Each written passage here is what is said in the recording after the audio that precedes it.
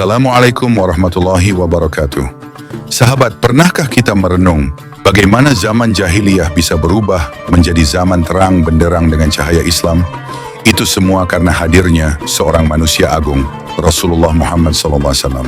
Mari kita sama-sama menyelami kisah perjalanan hidup beliau. Kisah yang penuh hikmah, penuh ketabahan, dan tentu saja menjadi pelajaran untuk hidup kita. Nabi Muhammad SAW lahir pada hari Senin, 12 Rabiul Awal tahun Gajah, tahun ketika pasukan Abraha hendak menghancurkan Ka'bah. Namun Allah membinasakan mereka dengan mengirim burung ababil, sebagaimana Allah abadikan dalam surah Al-Fil ayat 1-5. Beliau lahir dalam keadaan yatim, tanpa ayah, lalu diasuh oleh ibunda Aminah. Saat berusia 6 tahun, Nabi kecil kehilangan ibunya, Aminah, lalu diasuh oleh kakeknya Abdul Muthalib. Tak lama setelah itu kakeknya pun wafat, sehingga Nabi berada dalam asuhan dan lindungan pamannya, Abu Thalib. Dari kecil, beliau sudah merasakan pahitnya menjadi yatim piatu. Allah berfirman dalam Quran surah Ad-Duha ayat 6, "Bukankah dia mendapatimu sebagai seorang yatim, lalu dia melindungimu?" Di usia muda, Nabi dikenal sebagai anak yang cerdas, santun, dan berbeda dengan teman-teman sebayanya. Beliau tidak pernah ikut-ikutan berbuat maksiat atau hal sia-sia. Masyarakat Mekah pun menjulukinya Al-Amin, yang artinya yang terpercaya.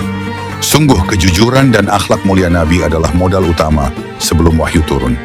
Saat berusia 25 tahun, Nabi bekerja sama dengan seorang wanita kaya raya, Siti Khadijah. Kejujuran dan ketulusan Nabi membuat Khadijah terpikat, hingga akhirnya beliau meminang Nabi melalui perantara sahabatnya. Pernikahan ini penuh cinta, penuh dukungan. Khadijah menjadi istri yang setia, sahabat sejati, bahkan penguat utama ketika dakwah mulai terasa berat. Pada usia 40 tahun di Gua Hira, malaikat Jibril datang membawa wahyu pertama. Iqra bismi rabbikal ladzi khalaq. Quran surah Al-Alaq ayat 1-5. Bacalah dengan nama Tuhanmu yang menciptakan. Itulah awal risalah kenabian.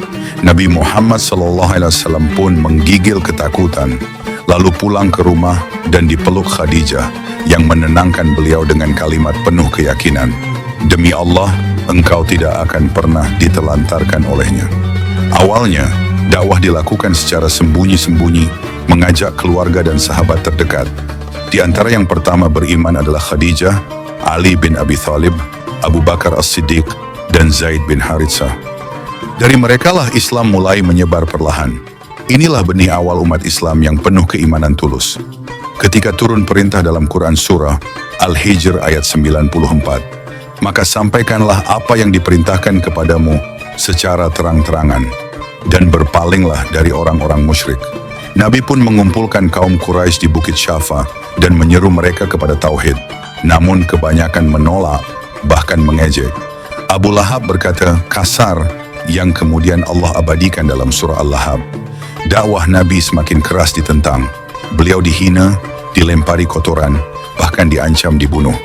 Para sahabat pun disiksa seperti Bilal bin Rabah yang dijemur di padang pasir dengan batu besar di dadanya. Namun mereka tetap bertahan karena iman telah tertanam kuat. Setelah 13 tahun berdakwah di Mekah dengan penuh penderitaan, Allah memberi jalan. Nabi dan para sahabat hijrah ke Madinah. Di sana, mereka disambut hangat oleh kaum Ansyar. Hijrah inilah yang menjadi titik balik, hingga kemudian ditetapkan sebagai penanggalan Islam, kalender Hijriah.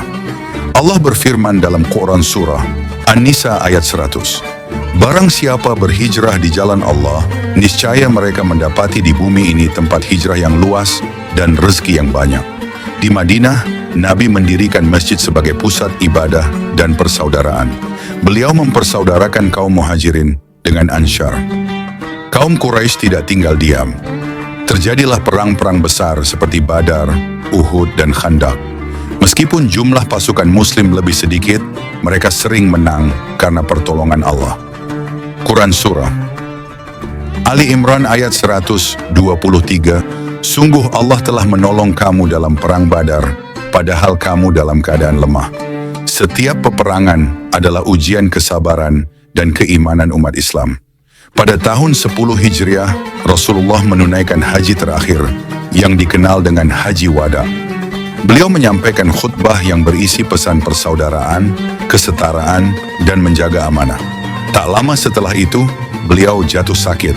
Hingga akhirnya pada hari Senin, 12 Rabiul Awal tahun 11 Hijriah, beliau wafat di pangkuan istrinya, Aisyah. Seluruh Madinah menangis kehilangan pemimpin, guru, dan teladan terbaik. Sahabat, meskipun Rasulullah telah wafat, ajaran dan teladannya tetap hidup. Beliau adalah contoh nyata dari firman Allah dalam Quran Surah Al-Ahzab ayat 21. Sungguh pada diri Rasulullah terdapat suri teladan yang baik bagi kalian semua, bagi yang mengharap rahmat Allah dan hari akhir, serta banyak mengingat Allah. Maka marilah kita jadikan kehidupan Rasulullah sebagai pedoman utama dalam meniti jalan kehidupan modern ini. Dengan meneladani akhlak beliau yang agung, dengan mencontoh sunnah-sunnahnya, insya Allah hidup kita akan dipenuhi cahaya iman dan kebahagiaan dunia dan akhirat. Amin. Wassalamualaikum warahmatullahi wabarakatuh.